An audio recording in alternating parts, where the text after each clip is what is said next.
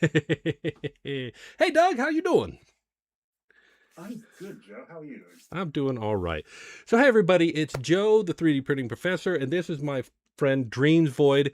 And Dreamsvoid, if you have not seen all the coverage for the SMRR, I forgot the alphabet soup that's explaining this one, the Sanjay Mortimer Rep Rap Festival in England. Yeah.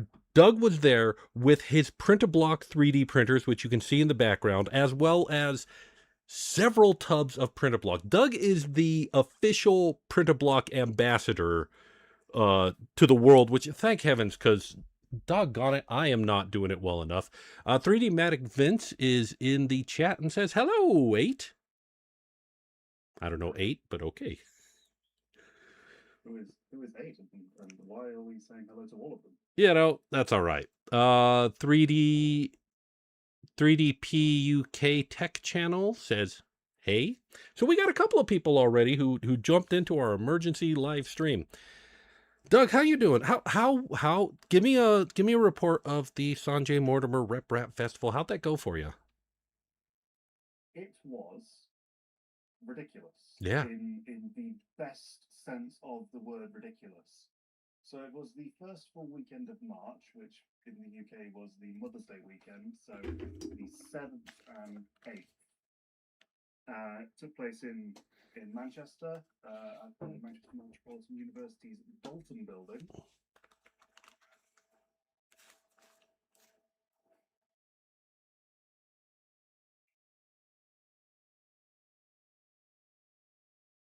Over the course of the weekend, the fundraising reached around £113,000 for the Sanjay Mortimer Foundation, which again, ridiculous and And Rep fantastic Rap all at the played same a time. very small part in that. No, Rep Rap was Or not Rep a Rap. large. Printerblock played a very small part in Oh that. yes, Yeah. I was going to say no. Rep Rap was the festival. Rep Rap was Printerblock. the festival. Yeah. Ken, I apologize. Printerblock was Sorry. a facilitator. I was fiddling around with the audio settings, so the first part of this, yeah, I didn't have things properly in there, but no. So you auctioned off one of your Printerblock printers, which Yes, yeah, ended up raising how much for the Sanjay Mortimer Foundation, it raised £185, which which is better than nothing. yeah, exactly. For the poor soul that won it. Yes, congratulations to Well, them. and I mean, let's be 100% clear here. They did not get a commercial grade functional 3D printer. They got a project, but it's a cool project. That mostly functioned. Yeah. It moved, it homed, it extruded. Not necessarily all at the same time, but it did the above, which I made it very clear to everybody who entered the auction who came by the table, which was also made out of Printerblock. Yeah, I saw that. Holy smokes, that was cool. Yes. I made it very clear. You know, you are winning a nice. You know, it was a 180 build volume cube ish. You know, built around a Prusa mini bed with some LDMO to NEMA 17s, a nice Creality, well, Revo Creality hot end, a Big Tree Tech Manta I mean, like, if M5P. nothing else, it's got good parts. It's a nice collection of parts to use for another project. Yeah. And Well, that was the phrasing that I used. yeah. So, Now you do have like the one that you have back there, though. That one functions. You've yes. managed to print with that one. Yes, yes. Yeah. So, you know, I don't know how well it's going to turn up on camera, but you know, Yeah. this is the worst example that I've got from that printer. Well, I think that the other one that you sent me that's not here, it's in my shed, but looks much better than that one. Yeah, look at that. Yes, has to with a block because why wouldn't has to have a block? Yeah. Well, I It just modeled makes that for you. sense. Yeah. Yeah, Haster and is going to give you gifts and stuff. So yes, be it fire for whatever reason or a printer block. exactly. as I say, this printer standard printer problems, maybe poor bed adhesion or a layer shift or under extrusion, but it's normal printer problems. Right. None of the problems are coming from the medium that you built it with. The printer blocks themselves are No. doing their job and holding the frame in place. Yes. That's It's very a cool. toy. It well, It's a toy. it is a toy. It's not a project, but it's not a product. It's a toy, but it's a very cool toy. So Yeah, which and then is you, I hmm, I was gonna it's one that I've been observing and interacting with for the last 4 years, and my thing at SMURF was to enable others to have fun. hmm hmm So, as you alluded to at the top, um, I took a couple of tubs of blocks with me. It totaled out to about 17 kilos. that was going to be the next thing that I wanted you to talk about. Ah. Yeah. Go on. So, Sunlu and Prusa provided filament, and I walked into the factory and installed a Construct 3D C1 and made use of it to churn out this massive, to me, massive pile of printer block for I saw the visitors to build with Yeah, and I have saw the fun. pictures. You were filling up what, 2, 3 tables? 4 tables? um, Unintentionally, yes. Yeah. So I rocked up and there was a couple of tables set out in the STEM area, the maker area, whatever you wanted to call it. I've got the brochure somewhere. I could reference the brochure. Yeah. Well, Either way, either way.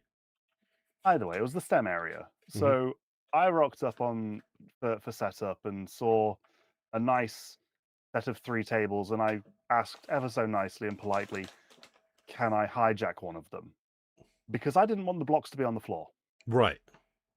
Because accessibility, Well, and which you're is like, I've got this building block set. Can the kids play with the building block set? Like it yes, jives with what they were doing. yes. So that that was one of the things. January 2025, I got on a call with the Sanjay Mortimer Foundation, Tula over there, and I said and I asked, I want to take a pile of blocks to a 3D print. I want to take a pile of 3D printed blocks to a 3D printing festival Mhm. because there there was Lego there. Lego's not 3D printed, Right. Yeah. Well, you know. Printerblock, like famously, Printerblock was made because Lego tried to do a DCMA takedown on some Lego designs that I had done, which weren't Legos, they were just Lego compatible. And I got frustrated and I was like, "Oh, I've got this." Yeah. And I'm like, "I've got this idea for these blocks that I want to do. Why don't I take some time and actually develop them?" And that was what, 5 years ago now, and it's just gone It's crazy from there. it's I believe the first video in the playlist is from 6 years ago. It, So we are past the 6-year anniversary of PrintABlok. wow. Yeah. And It's definitely like I did not expect this to be the thing that took over my life, but when you build just a building block, it is a foundation upon which you can go multiple different directions, like your 3D printer made out of these blocks is completely different from the rocket ship that you showed, or the miniature game that I'm currently making. These have got printer blocks on the bottom of them, and I use them to build, little maps that they play on and stuff like that. So, or the robots, or the yeah, so many different directions that Blaze this Tech could with go. Hmm? Robopad, What they did made use of PrintABlok. At SMURF, they had little remote control robots that remote control cars, Mario Kart esque, where you did a timed lap around a track. Uh-huh. I and don't that know was about this. This is the first I've heard about this. Go on. oh, so I may have influenced because they asked, we want to have a workshop where kids, I say kids, I mean the visitors, the inner child. The kid in all of us, yes. Yes, yes. Release your inner child, build something. Um, they ran a workshop at SMURF where it was build a remote control car using their £10 ish controller board, Hmm. and they were like, "Well, what do we use to build the thing out of?" To And snap I just everything together, yeah, yeah. yes, can you think of something to Well, build? see, this is an idea that I have had for a while, and the problem is I don't have the acumen to if I were doing it, the way that I would want to do it is to have two ESP32 boards talking to each other, one of which drives the motors and the other of which is the controller that you do it with. You That's the thing. I'm you don't even need to do overcomplicating that. it. Yeah, yeah, yeah, yeah, Yes. yeah. So they've got an ESP something or other on this controller board, but they didn't have the frame to build it, to build the car out of. And I've thought So I it said would be fun. Printerblock. Yeah, it would be fun, and I'm glad this is the first that I've heard that somebody's actually made this happen because I've been wanting to do this for years. Essentially, build like battle bots that are designed to just Yes. explode, and everybody Yes. laughs, and then we put them back together for the next round. It is low stakes. Basically, just surviving to the end of the round is winning because you'll be lucky if you Which roll is 5 feet on these things. which unintentionally is to a degree what happened Oh when man. myself and Blaze got 5 minutes at the end of the first day and just built something and just crashed it together I because it want was fun. oh, I hope that this takes off. I hope that we get to see more of this because I have been wanting this for years. I think I don't know if I could find it Well, here, but isn't if I'm recalling correctly, isn't that one of the things that you had with the initial inception of ElectroBlock when you did it around the yes. Arduino kit? Yeah, I was Because gonna pull there up were that motor picture. blocks in there. Yeah, that was one of my original ideas for electro blocks. Although, and again, it's a very loose idea. I was just where is the picture of it? Um, it's funny because there have been so many of these ideas here. Hold on, let me oh, I know what happened. I turned it into a pass set, and it's not a pass set. It's still Ah. because I think I need to go back to the beginning with electro blocks, but here, let me see. There we go. Let me share my screen real fast.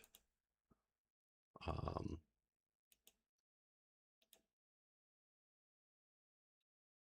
nope, that didn't work. Unfortunately, the way that I'm doing this on the way that we're streaming this, that didn't work. But yes, there was a idea. The original idea for Electroblock was there was this old toy. I think it was called Big Wheel no, Big Wheels was something that people rode on, but it was this programmable toy, and I was like, yeah, we could do that. So yeah, yeah, yeah, yeah. I need to go back. I need to revisit Electroblock, but I'm so locked in on Printequest right now that that's what I'm doing. Yeah, which is completely understandable. Well, Printerquest has for me, like if somebody else wanted to take and run with Electroblock, somebody who's better at putting electronics in things, I'm not going to say no. I've already got a kinematic issue that I'm Yeah, trying to collect. yeah. I think I will do it eventually if nobody else does, but Printerblock for or Printerquest for me right now has I don't know if you're aware. I don't know if you're following my nerding out about this, but I've already done the first one where we got the dungeons or the brick tiles and the swamps, which are absolutely spectacular. But I've gone back now and I'm redoing them because I've changed the idea of it, and really, it's more like the original Hero Quest now, where you build now layer by layer and it's easier to put everything together and stuff like that. I've been timing it and it only takes like 10 minutes to build a medium-sized board. So you're working your way through descending into a dungeon Well, we could. No, we rather than absolutely. spreading. Yeah, yeah, yeah. No, we absolutely could do it so that we have multi-level dungeons because I just added stairs now.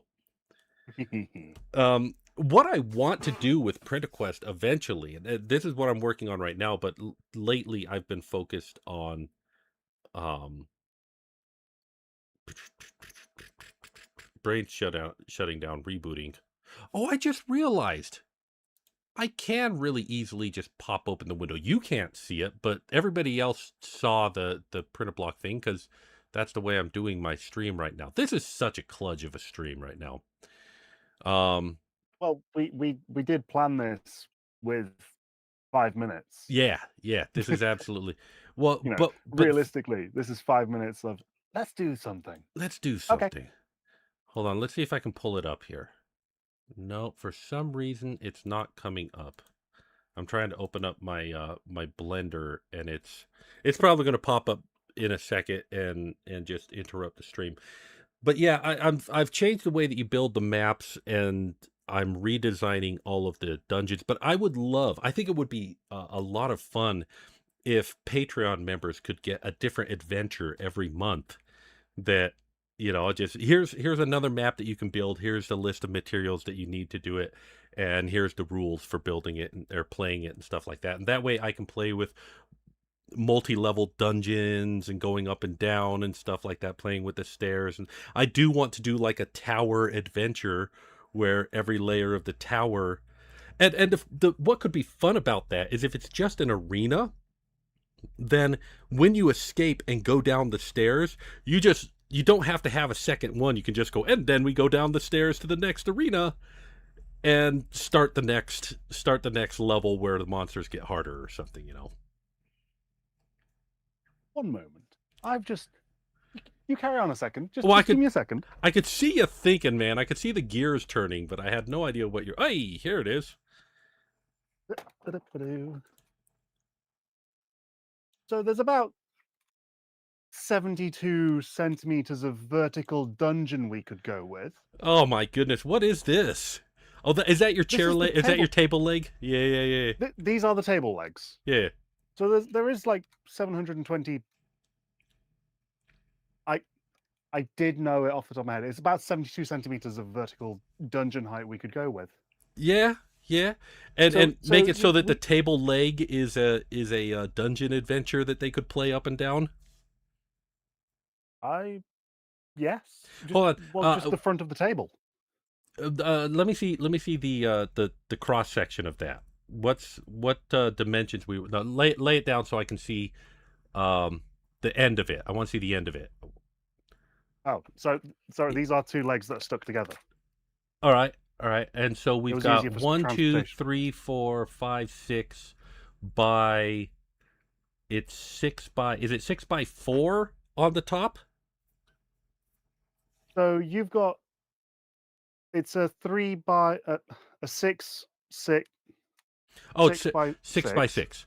So a 6 by 6 makes a 4 by 4 combat area. That's a little bit small. I'd have to talk you into making them just a little bit bigger than that. Well, no, we don't. The table is 640 by 640. Yeah. Yeah, the whole table is 640 by 640. Yeah. So we could 700. Yeah, we could make vertical layers that they crawl up, and it just have a little adventure tower up there. Yeah, that'd be really cool. I don't know how well it would hold up a table, but we could figure something out. Well, it's PrintABlok. We can reinforce it however we need to. build up the backside of it. I think that'd be spectacular for the future. Just put some brace panels on the side to brace it. It's fine. It's fine. I've mastered reinforcing large PrintABlok structures at this point. I built a table. The other thing that happened because of so I'm going to pull up Blender here, and you can't see it, unfortunately. So just trust me. I'm going to put you through the theater of the mind here. But I'm showing people the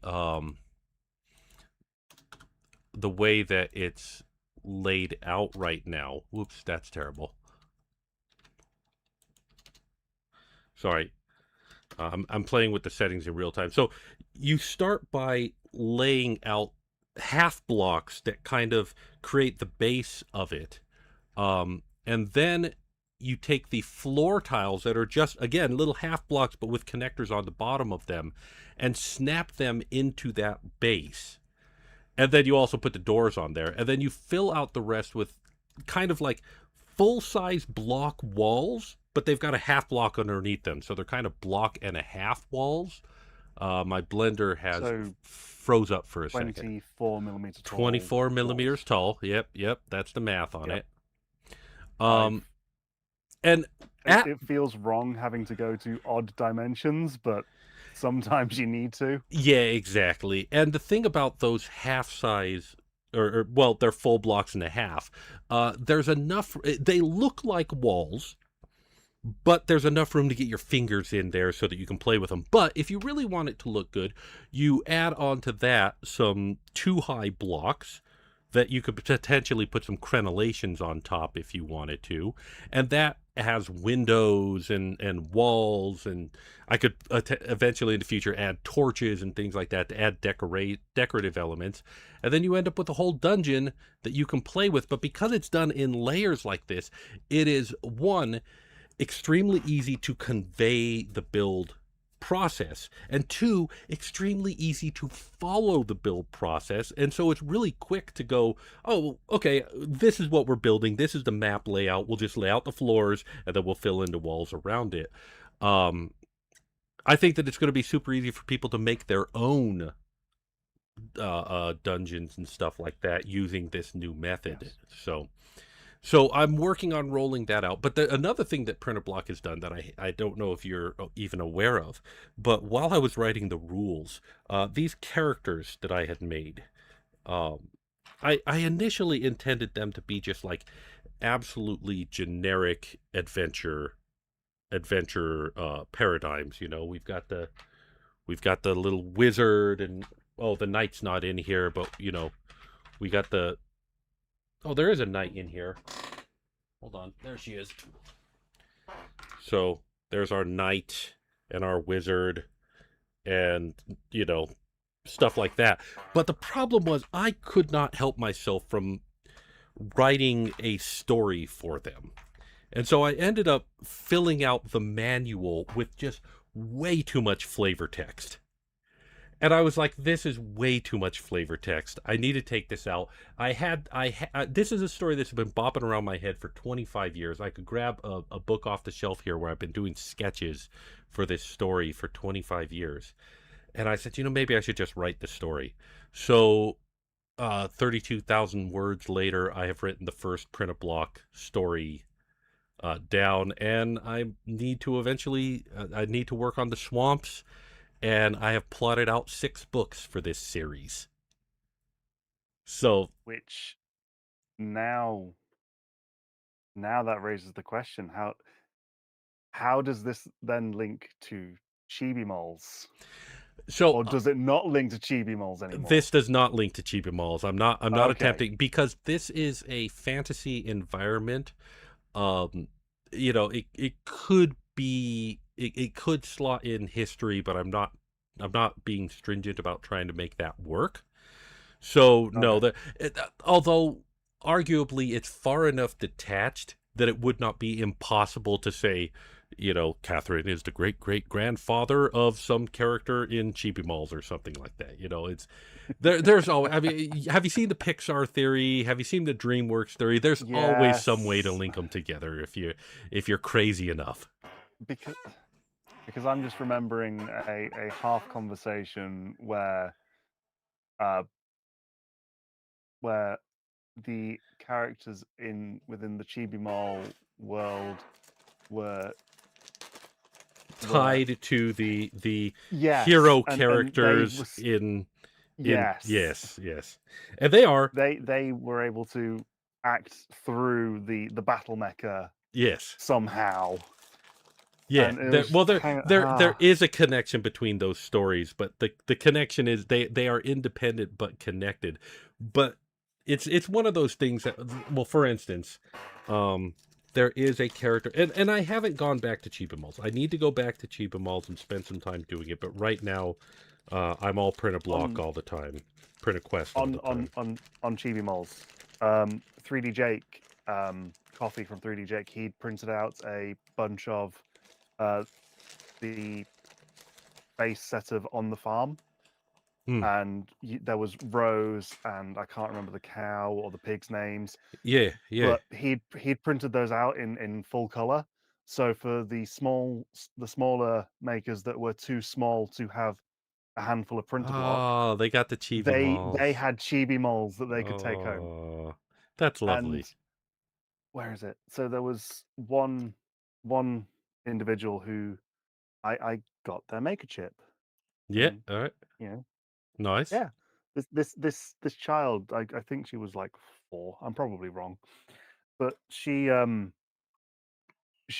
traded me her maker chip for the cow, and there was Ah, another one of her sibling was incredibly shy, which is I fair enough. And I'm a parent, so I was attempting to interact with this child, and I was juggling them because why not? yeah, And then they're about that size. yeah, yes.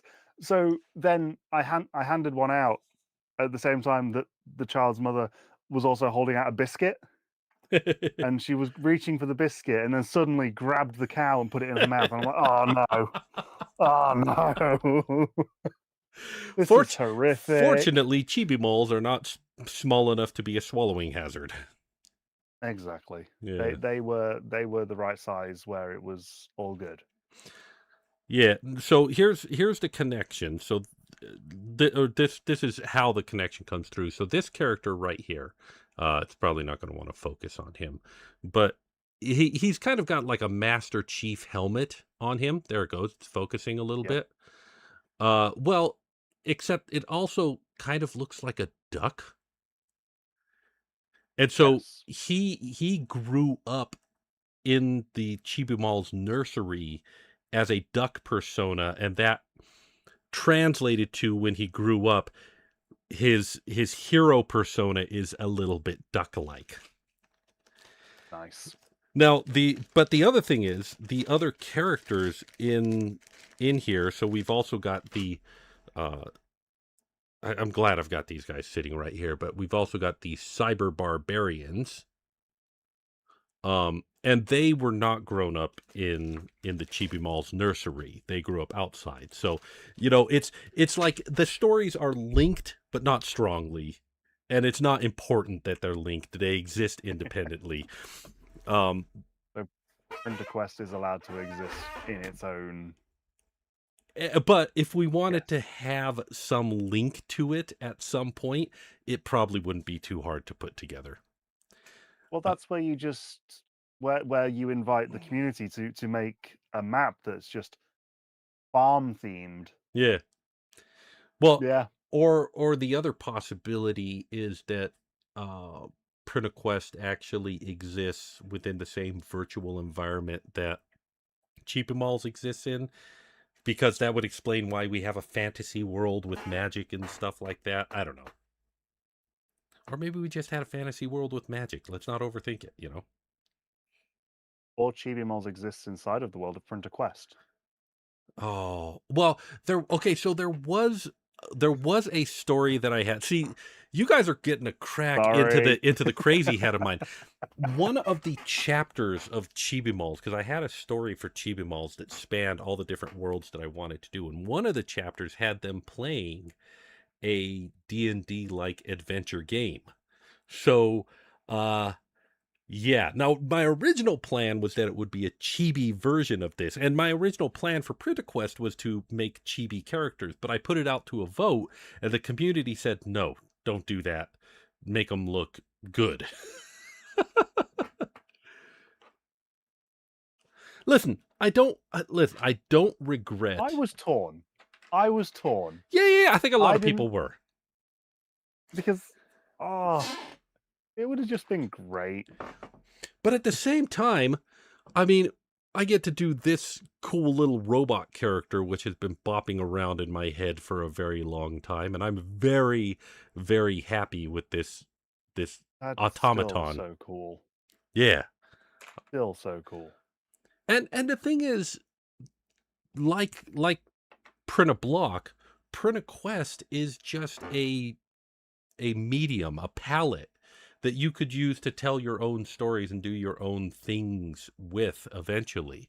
That's why I invited people to make their own minis and put them in there. And my son is like, okay, Dad, in the world of Printequest, does this work? Does this happen? I'm like, you don't need to worry about that. Just make your character. He's like, yeah, but I also want him to be canon. I'm like, okay, that's only because you got my ears. Canon or with a cannon Wither canon. or canonically canonical. I don't get it. A cannon as in a weapon. Oh, no, as in canonical. Why not both? Well, because his is an axe wielding dude. The dude with the cannon is the dwarf. Where is You can launch an axe with a cannon. he? There. This dude's got the Yes. blunderbuss. Oh, So wait, no, it wasn't him. On this printer, this Printblock printer, that did a 200% sized knight. No, oh not yeah, 200%, yeah. a 100mm tall knight. Wow. I was going to print the dwarf, but I then broke the printer. Yeah. I do Yeah. want to. Well, one thing that I want to do with me going out and writing the book for all of this, I think it would be fun to use the minis and the play sets and enact or reenact scenes from the book for YouTube Shorts and use that as a advertising medium, as it were. To Yeah, why not? You know, why not? Yeah. Yeah. That's coming in the future. Yes. If you are interested, I don't know if you are into reading a fantasy story like this. It's aggressively middle grade. I tried to make it as accessible as possible, so I scaled down my use of big words. But the story ended up being, you've got a wizard character who kind of plays the role of like Charlie from Charlie's Angels, where he's just kind of coaching them from the sidelines because he's trapped in this remote place, and all of these characters are going out running missions for him. And yeah, that's the story of Printequest. I feel like I feel like I do need to read this because you've said that I am the ambassador for Printerblock. You don't know, but well, no, you are the ambassador for PrintABlok, not necessarily the ambassador for Printequest. Yes, But if you related. want to, you absolutely, I absolutely will get you. I need to. All right, I need will to read it. Yeah, no regrets. I'll send it over to you. It's also still. I think the first book, it goes through iterations and stuff.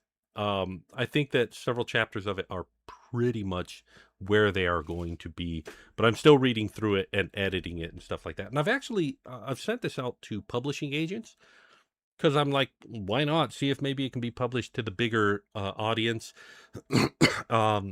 If that never happens, maybe I'll just self-publish it. I don't know.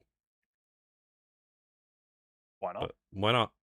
We are at a time, we are in a place where the barrier to publishing, the barrier to putting something out there is so low. And that's both good and bad. It's good because now nobody has the excuse of, oh, they're stopping me from getting my whatever out there. But it's bad because as a consumer, you're like, freaking, I don't know. There's so much to consume. It is a where do you begin? Yeah. Where do you go next? How do you find the next one? How does the cream rise to the top? There is so much good stuff out there that a lot of people will go, well, the cream always rises to the top. That is not true at all. which milk bottle are you looking at? Because there Yeah, are so many. yeah, exactly. It's like throwing. I think that Yahtzee Crawshaw used the analogy. It's like throwing your message in a bottle into a sea of messages in the bottle. Oh dear. Yeah, yeah, yeah, yeah. And so, but the other thing is, I have seen, like, I work at the library. I have seen the books that came in, and I saw a series of books, and they just passed through my hands. They were children's books. They were these thin little 12-page children's books, and they all had the same form. They were this cute little character that had some weird sort of onomatopoeic rhyming name, like, Piggy Wiggy or something like that. And first page has a picture of the character and says Piggy Wiggy, and the second page says, it just is him walking, and all it says is walking. And the second one, or the next page, it's like sad. Next page, it's like happy. Next page, it's like home, Piggy Wiggy. And that was the whole book. And this got published. Somebody got paid. Don't tell me the cream rises to the top when I read Piggy Wiggy. Like, it's not the cream that rises to the top. I or you're just maybe perhaps not the target demographic for Piggy Wiggy novels. I'm definitely not the target demographic, but I think that there are, like, when we have had Dr. Seuss, when we have had, Yes. generations of intelligent books that did not make the parents' brains leak out of their nose, and then we get Piggy Wiggy at some point. Like, I also, I don't know how you feel about them. I don't think Teletubbies were a good idea. Well, hold on a second. No, I know what Oh, they were no, for. no. The Teletubbies in their original form were good. And they were so good. There are some banned episodes of the Teletubbies because the event within the episode, the bear, was just so traumatizing and made so many young children cry that they took it off the air. The fact that the Teletubbies can be that good, there I is nothing wrong with the Teletubbies. For mildly humanoid aliens living under a grass dome somewhere, receiving television signals from Earth's children so that they can learn about Earth, and padding out the runtime by playing that same video twice. I think it's great. twice. Oh my goodness. Yes, because repetition. Yeah, it is. It's Well, great. it's absolutely repetition. It's absolutely focused on the attention span of children. Uh, I don't know if catering to the attention span of children is necessarily a good thing in the vein of um, getting them to grow the attention span of an adult. You know what I'm saying? Now, mind you, I sound a lot like the adults at when I was a child who were complaining about Sesame Street's 2-minute vignettes. So,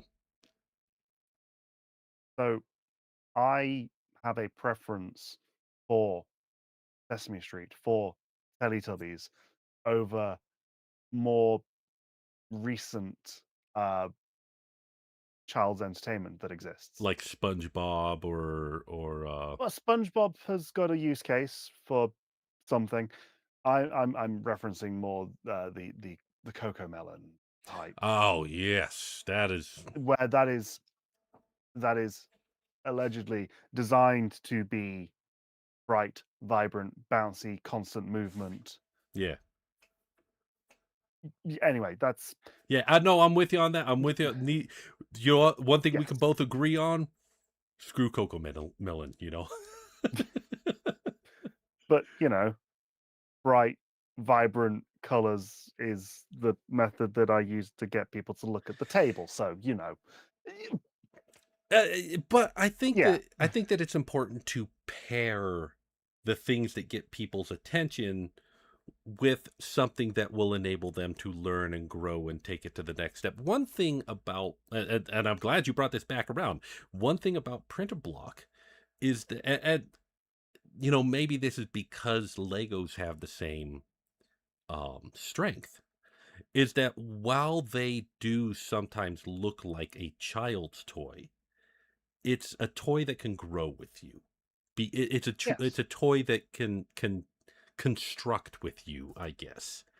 Um, Yes. I feel the same way about Tinkercad. I don't know if you saw Tinkercad, or I don't know if you use Ev- Tinkercad, but oh, everything, yeah. everything Who that am I I have done talking is to? I Tinkercad. forgot. You are a Come Tinkercad on, aficionado. come I'm on, sorry. Joe. My bad. I apologize. But Tinkercad looks like a children's toy, and it is It's the functional. barrier to entry, though. Yeah. It's the barrier to entry. I mean, don't get me wrong. You're the Blender person. Yeah, yeah, You know, yeah. you did Printerblock within Blender. Mhm. I tried and I got overwhelmed. Yeah, and I don't blame you. Listen, So I'm I also not like, I will help people get started in Blender, but I will not tell them that they are wrong for not liking Blender. Because yeah, absolutely. I mean, Yeah, around here all of that was somewhere. Tinkercad, though. All of that was Tinkercad. Do-do-do-do-do-do. Here we are. Yeah, I did follow the Blender tutorial. That's right, I you put a you top know hat on him. exactly. I made the octopus, and then at the end of the series, you said make it yours. So Put a top top hat. hat. Yeah. It's No.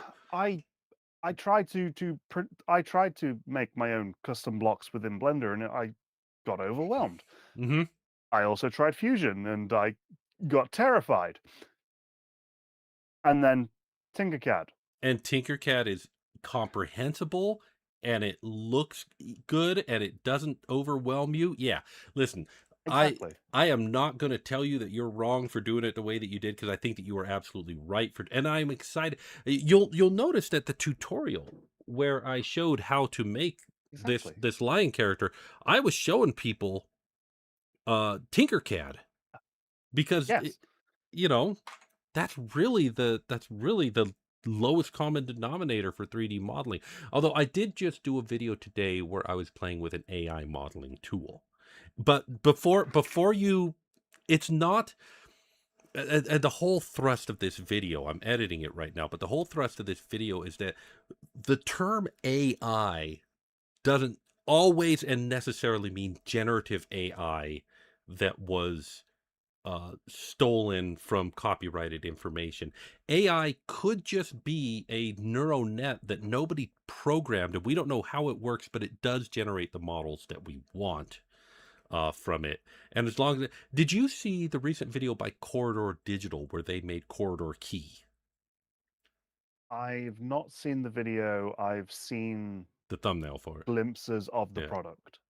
Okay. So So the way that they made Corridor Key, which you know, it's a green screen keying program, but that does a better job than any other keying program that's out there. It will key hair, it will key semi-transparent objects.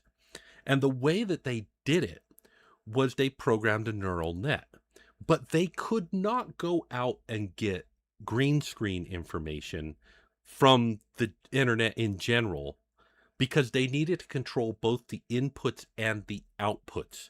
They needed to be able to say, this is what the green screen looks like, and this is what we want the key to look like. And if they just went out and got green screen information, they'd have had to key thousands of them by hand. So what they did yes. was they made renders. They made simulated data. And that enabled them to do, they put hair in some of the simulated data, they put glass in some, and it's all computer renders. But that enabled them to control the inputs and the outputs and make thousands of use cases. Now, my question was, will a simulated training data result in real world results? And in this case, the answer was yeah. So it's an AI, but it's not a bad AI, because they didn't steal data from the internet. They they made their data for it. And I wonder if this 3D AI tool similarly didn't steal a bunch of data to make its use cases, but that they had to build it because they needed to control the inputs and the outputs in the same way. I don't know. There are, I want to say, 800 different blocks, including the Greebled variants. The PrintABloks? Yeah. Yeah. Could you train a dataset on PrintABlok to generate PrintABlok?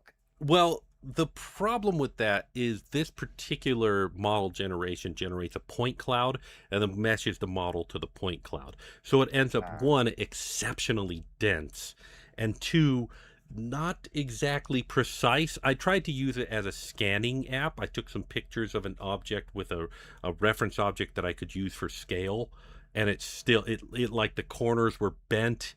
The object that was supposed to be straight did not come out straight. So it's good if you don't need precision right now. So for the minis for Printerquest, it wouldn't be too bad, but for structural or mechanical elements, maybe not yet. Not yet. I think that there are some AI generation tools that do better, but I haven't explored those yet. I still need to play with those, so we'll see. Maybe one day. Maybe one day, but we're not there yet. The other point in this video is that a lot of people think that the progress of AI is this meteoric rise, because in their mind there was no AI one day, and then the next day we had like ChatGPT and all these things, and it was amazing. And if they were not there yesterday but now here, imagine where they'll be tomorrow. And the problem is it's not been that fast. We've been working on this problem since 1947, when Alan Turing proposed the idea of a neural net. I was going to say, does anybody remember Smarter Child? I don't remember Smarter Child. What's Smarter Child? Smarter Child was a early chatbot. Ah, yeah. When did this one come out? I don't remember precisely. I feel like early aughts, so 2005 era. Let's see. Wikipedia says it was AOL Instant Messenger and Windows Live in early 2000s. Yep. So yeah, this is not as new and cutting edge as some people think it is. The basis in my brain is still there because it's lots of nested if statements. It's if this then that all the way down. That's how I. Well, the thing is, large language the thing is, large language models don't work with just that if then idea. They do it similar to, well, and that's why it's an AI. It's an AI because we don't actually know how it makes the choices that it makes, and we can't debug it because all that we can do is change the training data and try and run a new generation. There was an example a long time ago. Somebody tried to use a neural net and generative or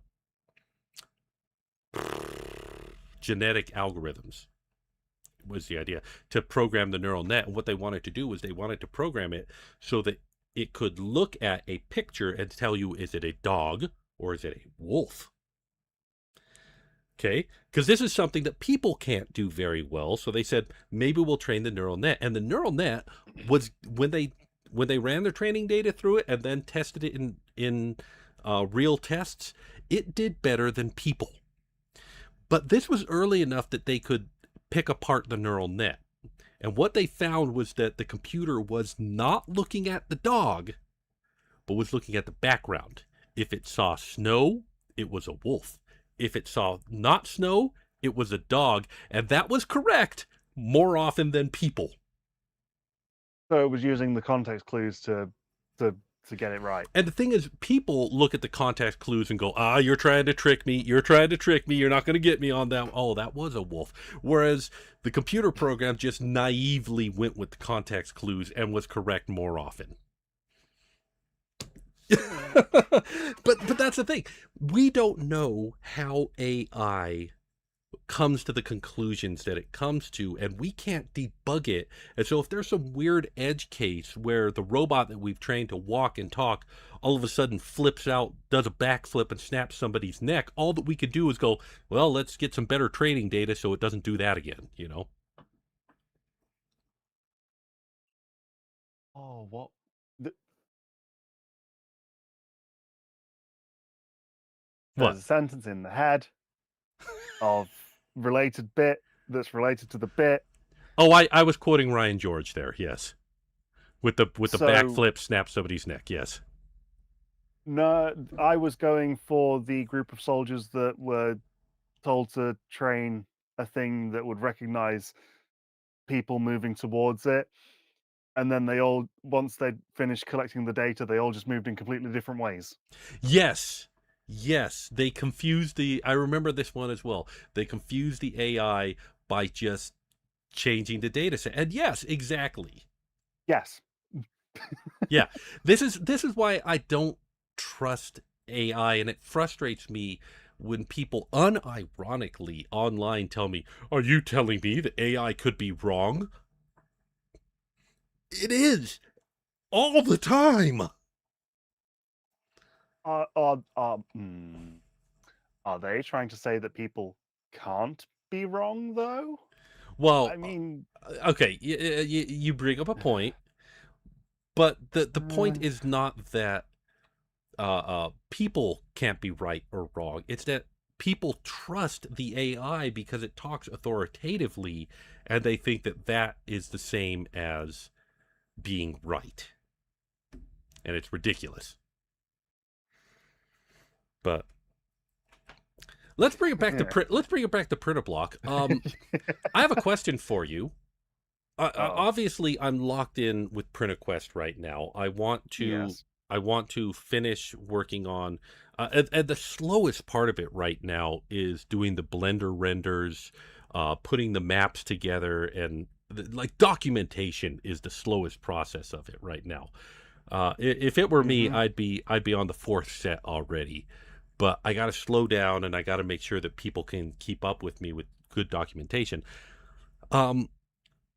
What should be next for PrintABlok? What do you think that people? One thing that I think that would be good for making PrintABlok more popular is to generate some building sets that just use standard PrintABloks, but can be used to build house shapes or something, and publish those on printables and stuff like that. So you've done similar in the past with Battle Mecha. You did the Kit Bash. Yep.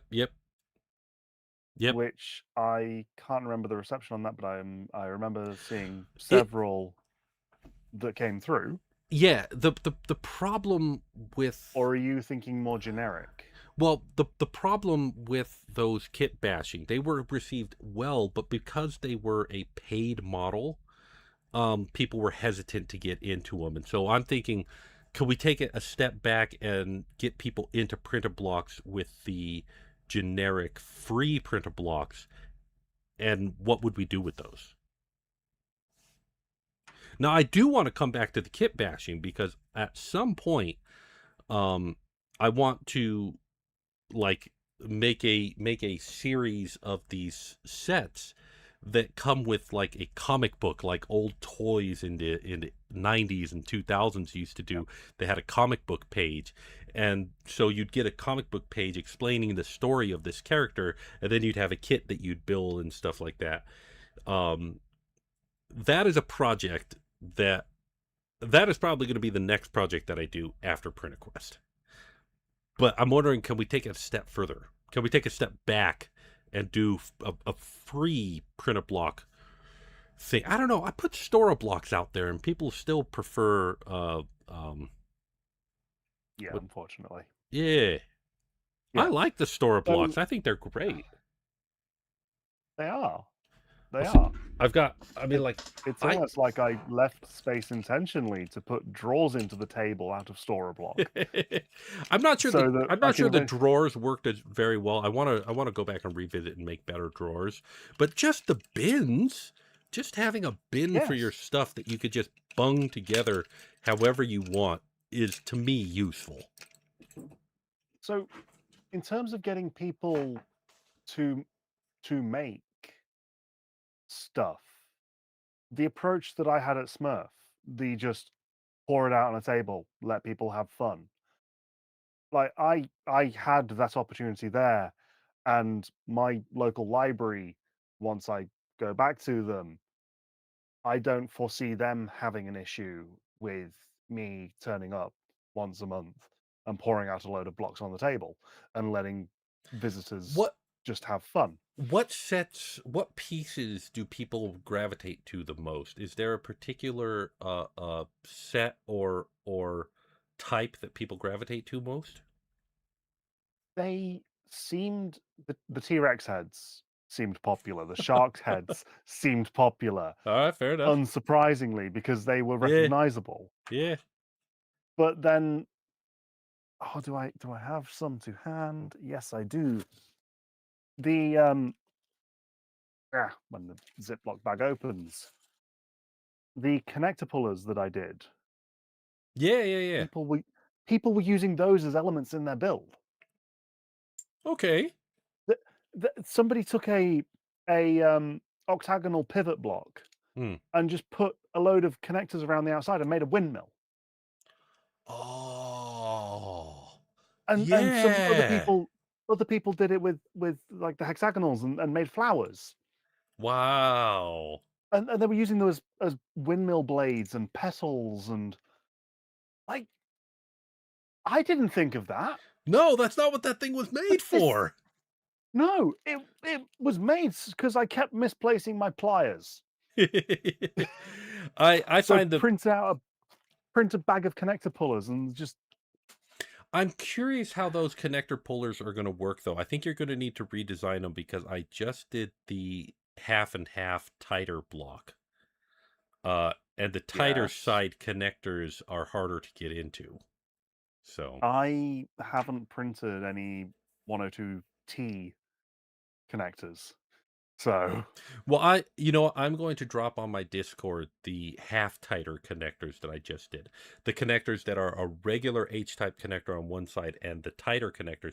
I printed out a bunch of those, and the idea is for anybody who might be watching who we have not completely neglected, but on Printequest, when I take these, if I wanted to rejigger this. I want to pull it off and I want the connectors to stay with these pieces so that my flat pieces are just flat. But, PrintABloks are a crapshoot, 50-50 or half the time they're going, man, this piece does not want to come off. Half the time the connectors are going to, well, these are actually doing okay. Um, Man, I'm talking about having a problem with this, and I'm having no problems with it. They're all staying where I want. Did I glue these ones? Maybe I glued these ones. Yeah, I saw those. where you end up with the issue of it, you take it off the top and then the connectors stay with the The base. connectors stay with the base. And so my solution was to come up with a connector that would hold tighter on one side and smoother on the other.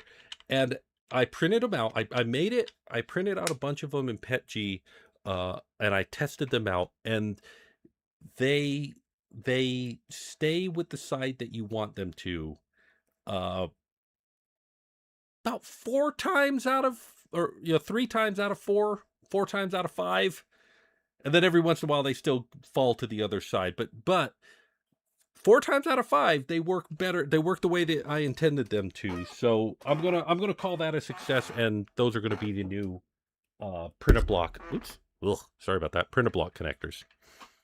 On people that we may have unintentionally neglected, um, Jason has said the connector pullers are a necessity for Printerquest, especially when you're having new people when you have new people to the system helping out. I agree. I agree. They really are fantastic. The pliers do okay, but those pullers are just spectacular. I used the other puller that somebody came out with. Um, Yeah. I like the pinchy one, even though the pinchy Yes, side doesn't work as good. rather than the slide in and up. Yeah, but like I say, I'm worried that the tighter connectors, because they've got a little doobly inside, so that It's purely visual. It doesn't make it hold better, but it makes it visually stand out as, "Oh, that one's tighter." So So, there's the expression that you like to use a lot, doobly, which is no, give it a go and let us know give it how a it go and let us goes. know how it goes. Yeah, yeah, yeah, yeah, yeah. Give it a shot and let me know how it goes. So, yeah. Yep. Also, this the thing that you were saying there with the walls, it all depends on which way you're building up. You're building which way you're building. You're building down the Right, set rather right. than building up the set. Yeah. So those ones which then hold in at the back Yeah, you that designed are a then solution that builds semi-permanent. up, and Yes. I'm trying to think of a solution that builds down, and the reason why I'm doing it that way is because I want, 2 things. I if we were doing it the way that you designed it, then this entire thing would be 100% block sticking up, which I'm not opposed to. I think that that's fine. But when I'm doing these, and here I'll even pull off one of my 3 by 3s here.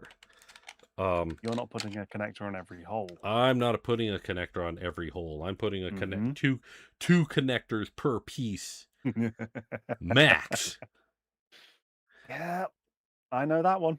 Yeah. Well, and I know that one. there's no reason printer blocks do not need to be connected at every spot to have a 100% No, tight I connection. I agree. I agree. They don't when you're doing cosmetic and not structural elements. Okay, all right, all right, all right. It's the guy who has the table is going to win this argument, and I am Like, going to concede. can I did, where there were going to be elements that connected to it. I did for the most part, but even then, it wasn't. Oh my goodness. Oh my goodness. Ah, Ah, it. I still didn't. I still okay. didn't put a connector But on every one. you're also doing bigger and stronger connectors. I now need to remember how to put that back together because it's fallen oh, apart a lot more oh, than I was expecting oh, to. love and peace. I have seen that. Yeah. Hey, Jason, Yeah, welcome to the that's stream. getting kicked under. Yeah. That's getting kicked under and kicked away. Earlier, 3DP UK Tech Channel said that he got to see the 3D printer, the 3D printed 3D printer in Yes, person, and I thought it was cool. He says. Um, I'm glad somebody thought it was I cool. I think a thought it was lot a of people did. headache. You got featured in so many Smurf videos. So many people were when they were going around. And in fact, there were a couple of them where you were like the first thing that they featured, which to me says that they looked at all the footage that they had and said, "Oh, we got to get people's attention before they wander off." Ooh, this is amazing. So you got a good project there. It's but again, it's I've made this in Tinkercad. Yeah, What can other people make? yeah, What can the inner child of people that are there, what can they make? And that was my thing for this year. Like as I said earlier, I've had fun for the last 4 years. Now it's somebody else's turn to have fun. yeah. I'm still gonna have fun. I've Just got not this projects. fun. Yeah, yeah, yeah, I've got projects that are, oh geez, they are happening. yeah. What have I No, I signed know up that. for? I know that Um, feeling, man. I mean, like, earlier we were talking about how I need to get back to different printer blocks and Chibi Malls and all these other things that I need to do. Just I've only got so many hours in the day. well, mm, I I don't know how else to say it other than that got thrown together in 3 weeks, Yeah. and No, there is something to be said for just doing it. Yeah, I saw that. Well, has that moved yet? it's moved like the charity build. It has moved. It has extruded. But not at the same Just time not yet. exactly. Yeah. You know, um, before I added the extra braces to that, it I changed too many things at the same time. I had it home, and when it homed to the bed, it opened like a rose, and Ooh. the legs kept moving. So it Ah. would, would it kept going. I was going to say, for a Delta, like, I can see what it's doing there. Uh, the thing about So Delta printers is it's all calculus, but it relies on that angle remaining at 90 degrees. And as soon as you broke that, what is that? there are now exactly What that is I've that? had to, I've had to put break. That Give me is a an second. Let me see if I can. abomination. It's an abomination. So the blocks, it's a hexagon, right? Mm-hmm, mm-hmm, It's a hexagon made up of 12 smaller pieces, mm-hmm. which Which means in that you got to this, do some wacky it's angles. fine here. Yeah. Yeah, it's fine here because you just put a panel or something over there. But then when it comes to the adjoining sides, Yeah, what all do you right. do? Yep, you got to make that custom piece. You got to do that. You've got to, let's see if it actually lines up, because it does. Holy shindigs.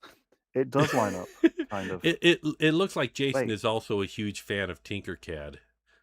Rewind back a little bit, Jason. We were gushing about Tinkercad earlier. I'm happy to go on about Tinkercad again. Yeah. There you go. There you go. It then roughly lines up, Wow. and it holds them together so it doesn't Hey, just. you could use that pass through half block or half connector that you made to make it a stronger connection on there. You might have engineered your own solution there. It in the thread within Discord, the fourth comment I think I said was, "Well, this is now works for the printer."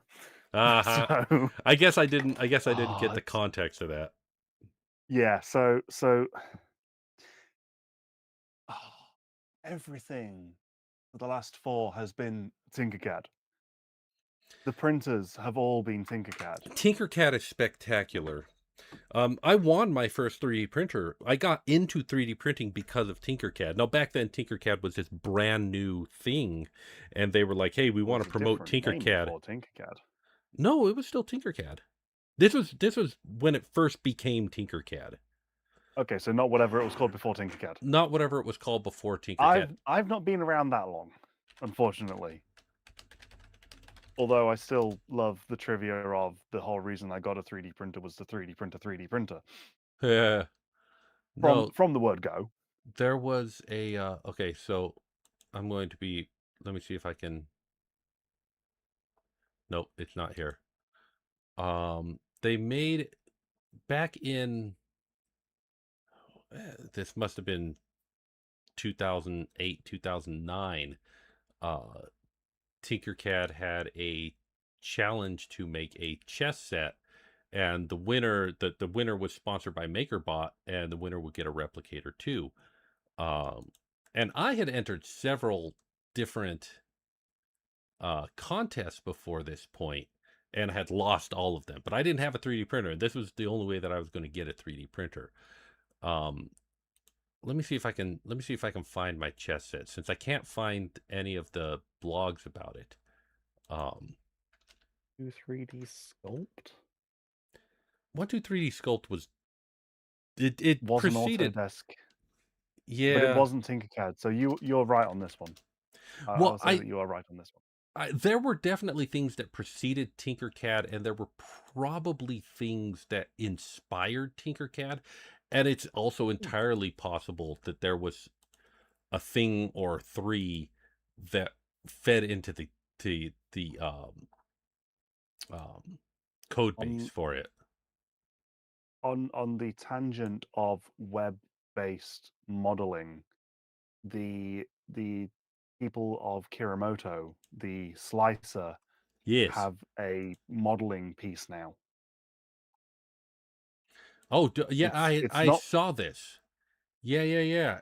it's not primitive based like Tinkercad. It's something else. No, it reminded me a little bit of OpenSCAD, but not. I don't know. So I'm putting up on my screen. You can't see this, Doug, but I'm going to put on my screen here.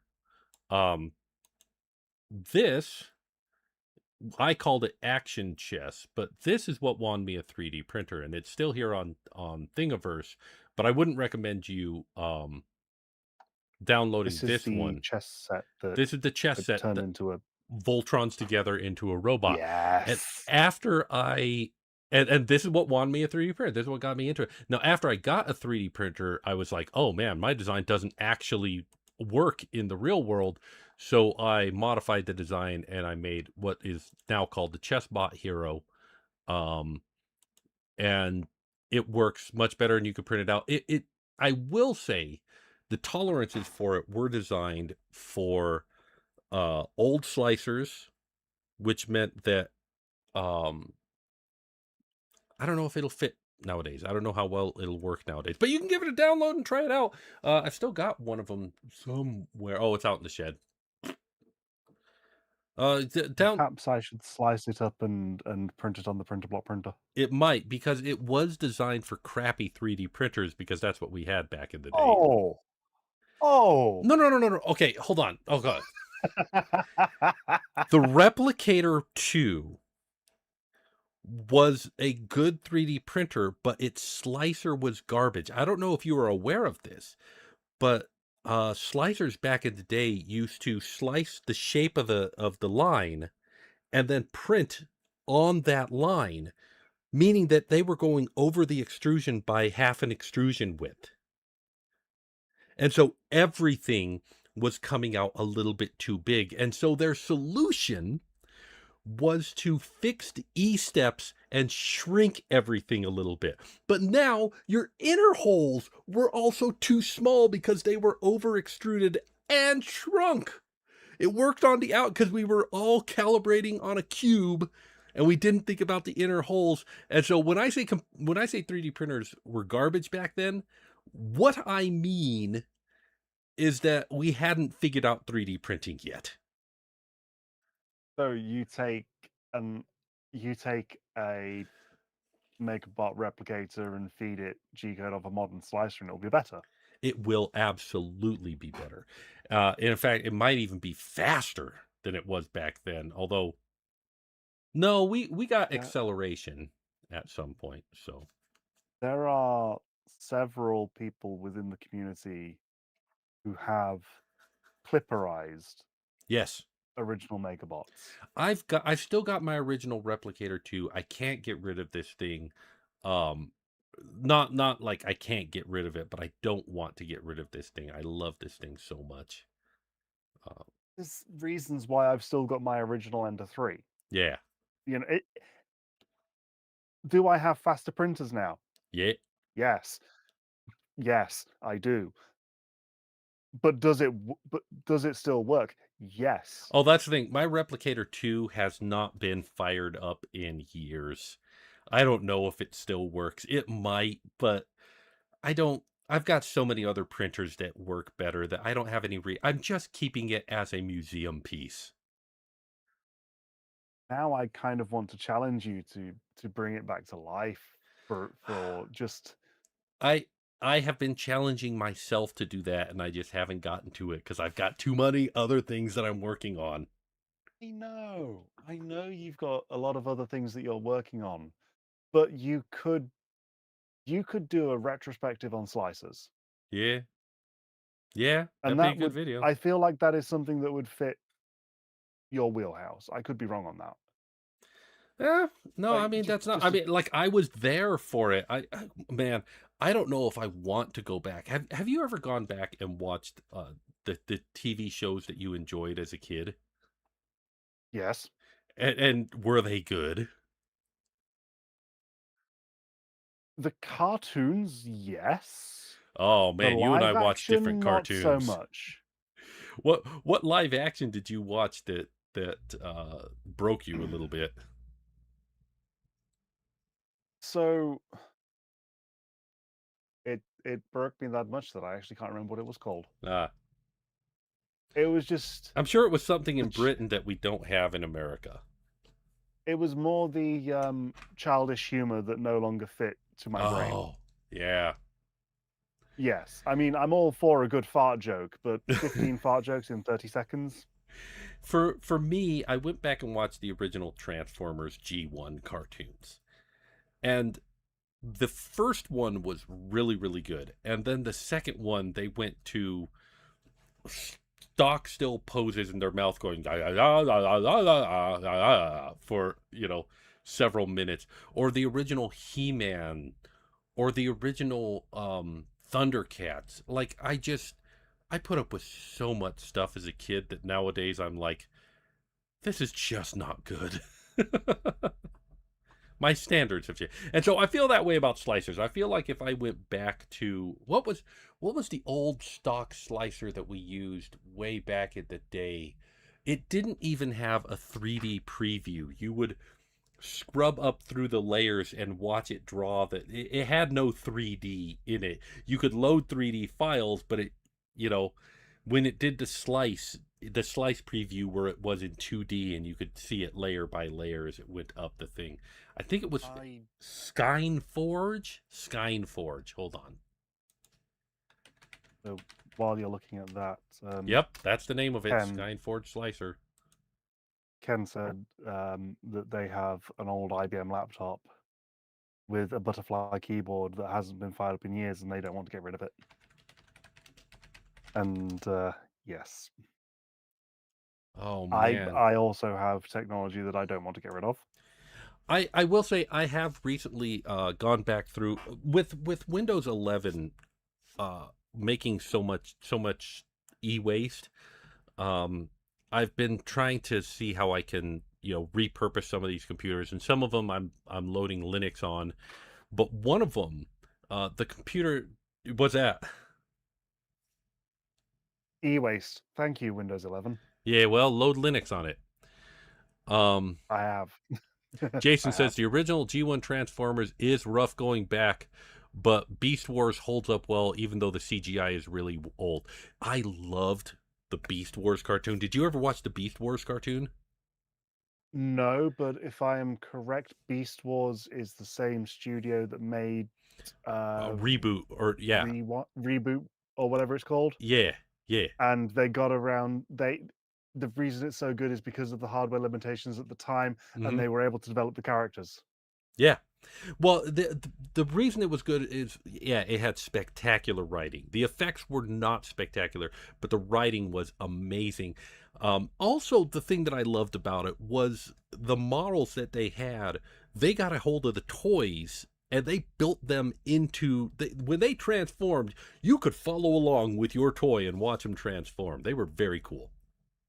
Oh, that is cool. Yeah, I That enjoyed the is original cool. Beast That's Wars. how you do it. Now, the problem with Beast Wars, and the thing that I don't think a lot of people talk about, is that it had a sequel called Beast Machines that was also excellently written, but those robots didn't transform; they morphed into their transforming, which made when I saw them do that, I was like, man, they're going to be weird with the toys. So Beast Wars was spectacular, but then its sequel got weird.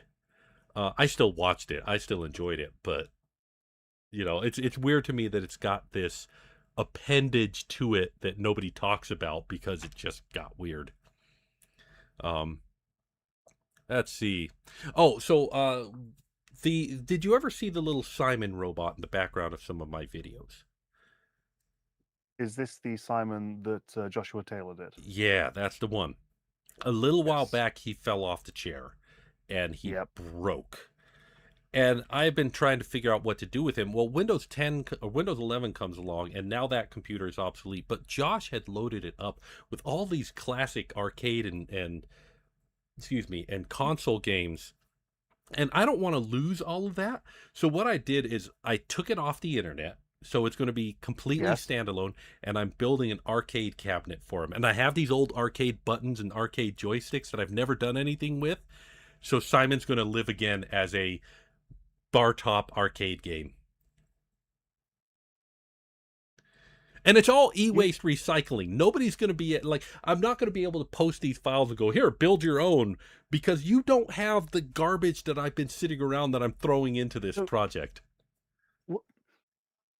which aspect of Simon broke? Was Um, it the head? it was the head. It was just Oh, but it was just cosmetic. None of the electronics broke. so what I was about to say was you could have the cabinet resemble Simon Yeah, yeah, cosmetically, yeah, yeah. and you can morph the his torso into the cabinet and keep the original head just plonked on top. I had that thought, but unfortunately, the head was the part that cracked right down it, and I would have to redo the head. No, he's going to look like a traditional cabinet. I do want to bring back Simon.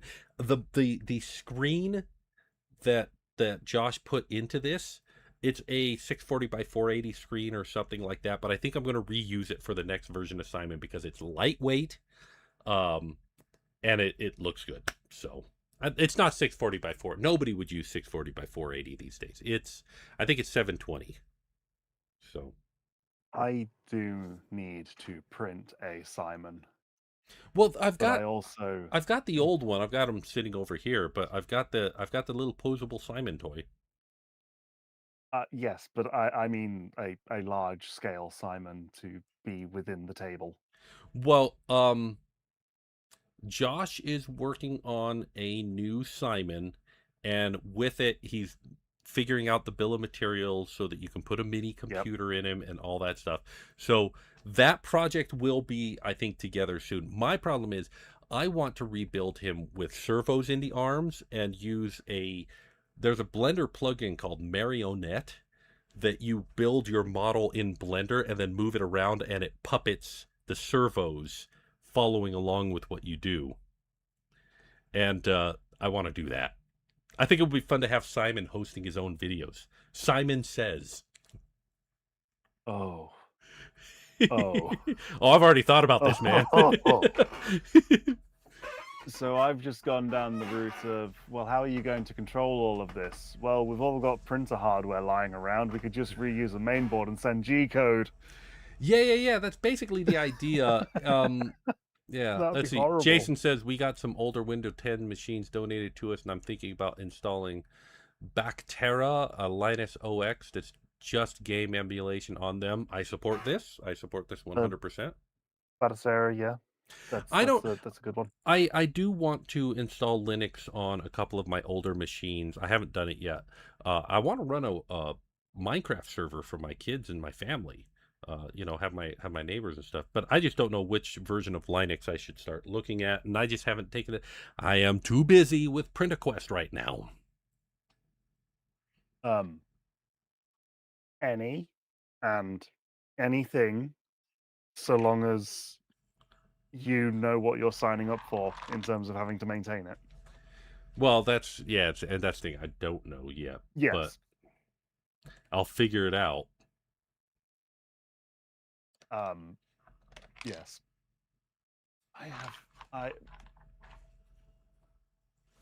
so. Sorry, I'm looking Reusing at my printer. filament here because I'm trying to find a particular color that I don't think I ran out of, but I can't find it. My goodness, has my hair been like this the whole time? How come nobody told me that I got a cowlick out the back here? I've been wearing a hat all day because I've been working out in the sun.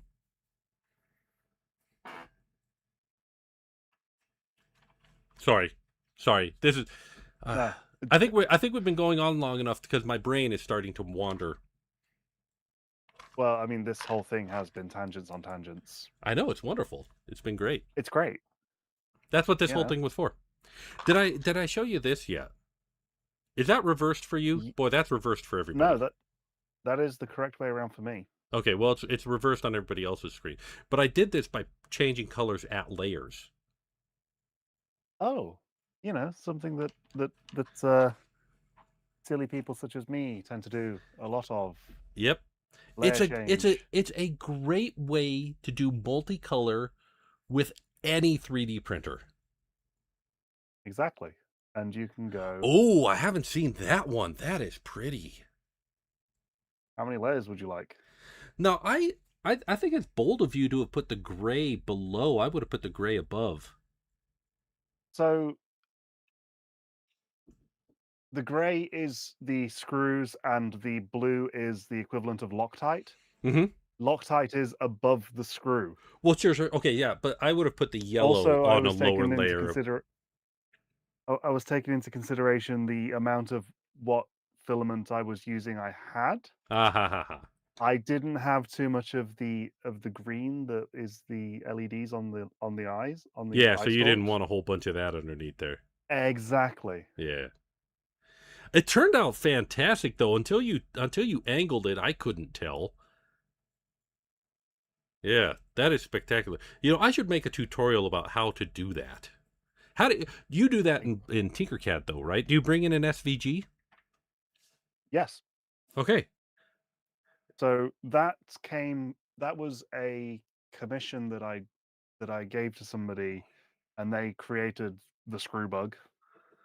Um, they sent me, I can't remember what project file it was. I then had to export it as a PSD file to then convert it to an SVG file hmm to then separate all of the colors out into their own things to then Yeah, I import was saying, those all into doing Tinkercad. that in Tinkercad, do you have to make separate SVG files and then import them and make sure the scale's the same and then stack them? Yes. Okay. Yes. In You have a Blender, separate SVG per color. in Blender you can actually um brain shutting down, rebooting. In Blender, you can actually bring in the multicolors, and they'll all just be there, and you can just. I'm gonna make a video about doing this. I'm gonna make a video Do it. about making multicolor changing. 3 cheers for color changing by layers. I'm actually printing some keychains to give away at WonderCon using that. Fantastic. What example should I do for this? And I mean, I could do one of my own. Why do I keep doing this pose? Have you noticed me doing this? This is my comfortable spot. I don't understand. I'm I've overthinking been things. stood like this for a while, just holding my wrist, and I don't know why. I Oh, that was another one. Yeah. Ba-da-ba-da-ba-da. Hang on a second. Your Orca slicer 3D, makes it really. Yeah, yeah. that's another one that's then also using multiple parts Oh, and you connected them with to the printer block. achieve. Yeah. Yep. And then one final one of this style was Coffee from 3D Jake, So his Jason, thing. okay. Was And that then multi-parts the or? cup, Oh, the cup. nice. Nice. And it just went. Okay, so Jason says Orca Slicer makes it really easy to do. Jason, does Orca Slicer make the color change easy to do, or does it make it easy to make the model? Because I'm wondering. Yeah, I'm already thinking about like the tutorial video for how to do this, and but also what brand should I do as an example here? I mean, I suppose I should just do my own, but I don't know. I welcome you to try to do the screw bug. Yeah, send me a picture of your screw bug.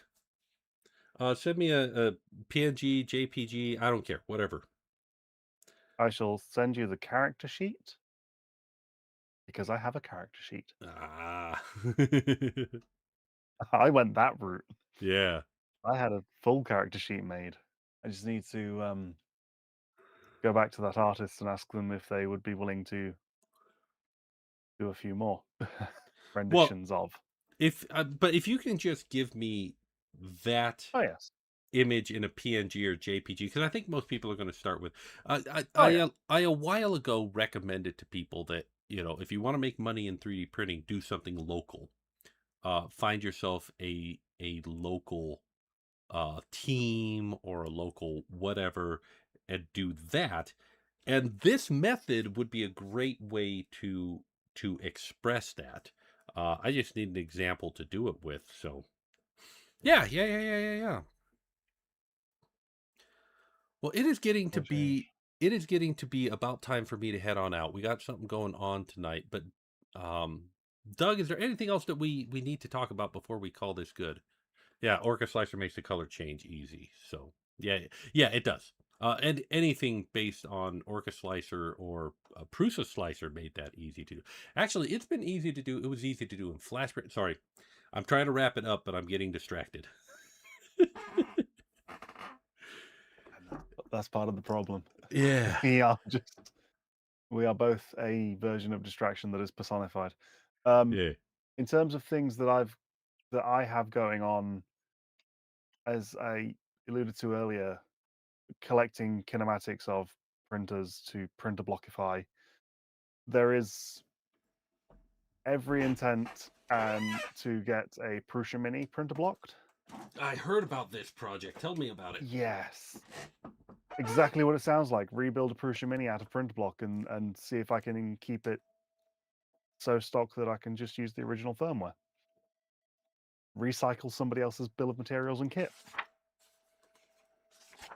because you can also How pick them much up relatively cheaply. thickening are you going to have to do on that to make that happen? I don't think that much. I really don't, because the Delta is a 4x8 block for the wall for the legs, Hmm. and then it just has a 1x8 brace that goes down the side. So I don't foresee too much, because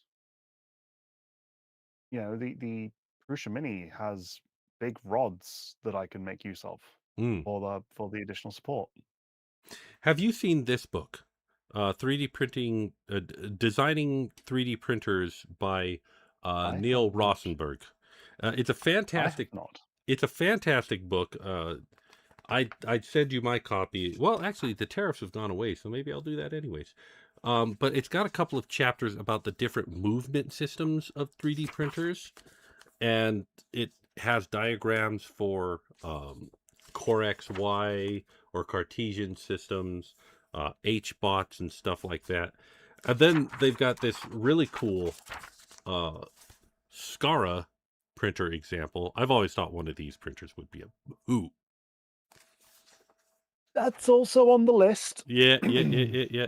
This the what one thing about this book was it was made in, hold on, let me grab the copyright information. Uh 2019.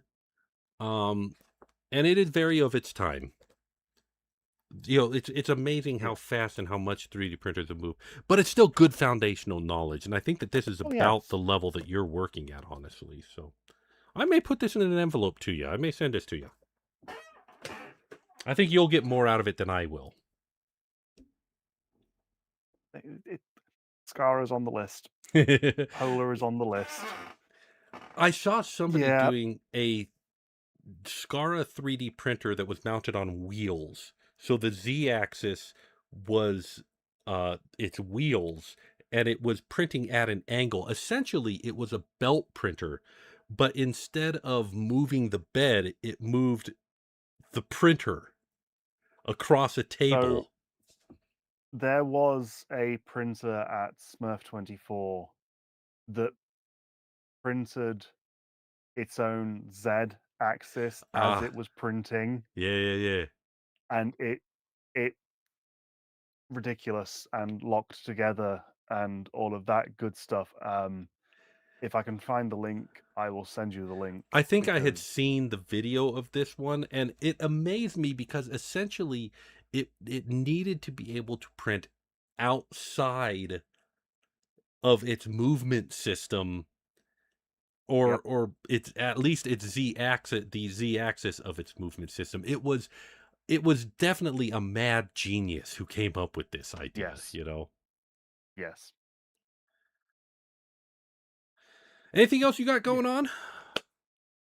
Uh, just more PrintABlok printers, printing PrintABlok to build other PrintABlok printers.